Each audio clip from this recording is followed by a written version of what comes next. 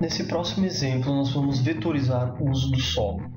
Então eu adicionei aqui na minha tela, no meu projeto, o limite já previamente estabelecido e um arquivo em polígono de uso do solo, sem nada desenhado ainda.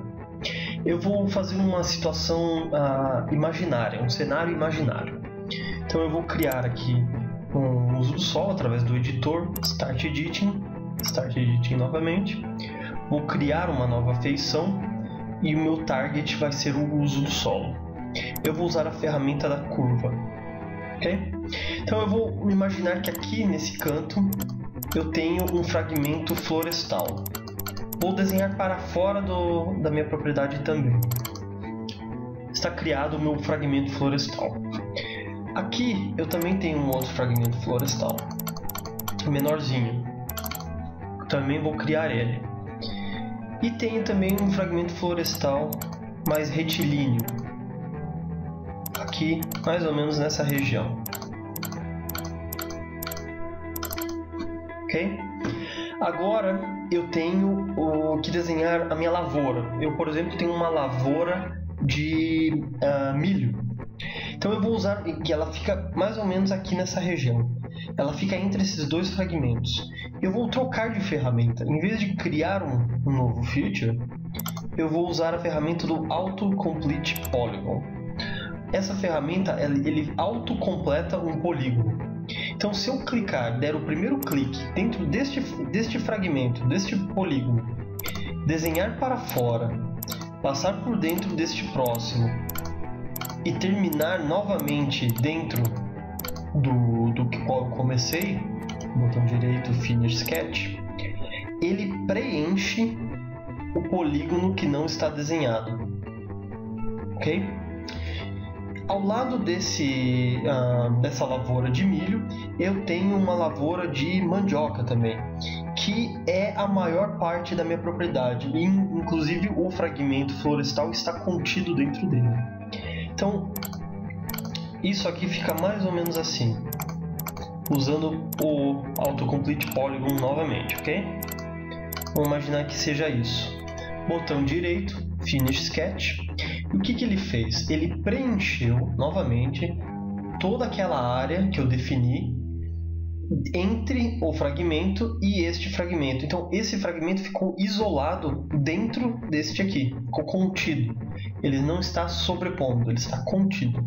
É diferente. Então esse aqui é o meu milho, esse aqui é a minha mandioca.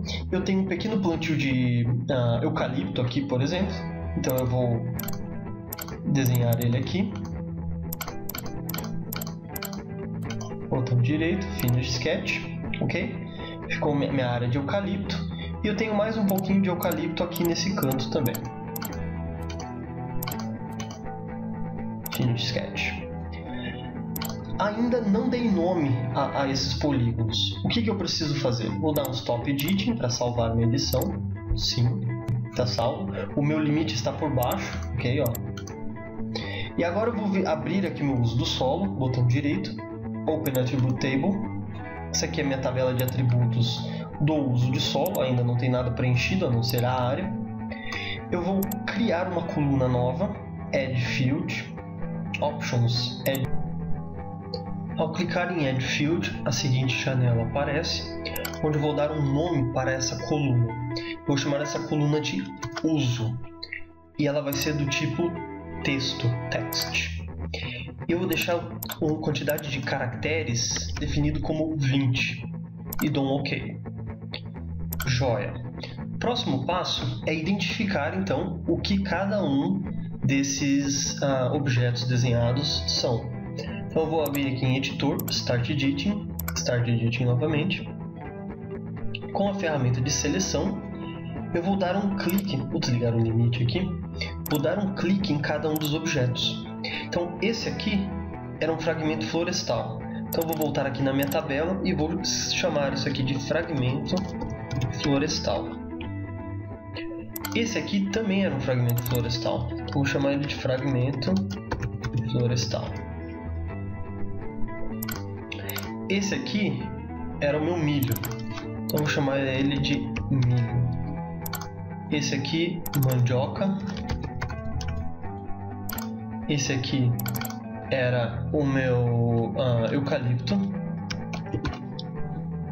Este aqui, eucalipto também.